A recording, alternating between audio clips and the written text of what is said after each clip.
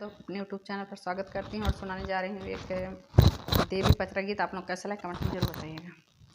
इतनी वजनी मोरी नैया रे मैया क्यों ना खेवैया हो, इतनी वजनी हमारी नैया रे मैया क्यों ना खेवैया हो।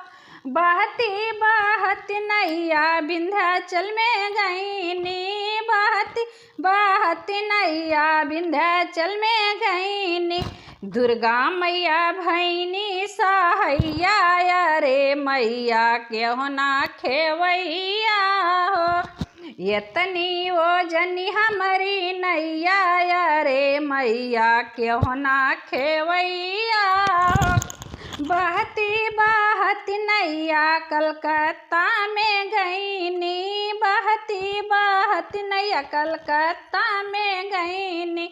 काली मैया भैनी सहैया रे मैया क्यों ना खेवैया हो, काली मैया भैनी सहैया रे मैया क्यों ना खेवैया हो। इतनी ओजनी हमारी नैया रे मैया क्यों ना खेवैया हो। बहती बहती नैया अयोध्या में गईनी, बहती बहती नैया अयोध्या में गईनी।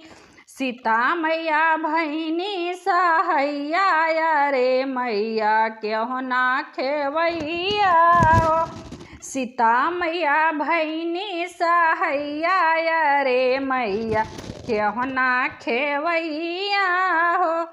इतनी ओजनी हमारी नैया रे मैया क्यों ना खेवैया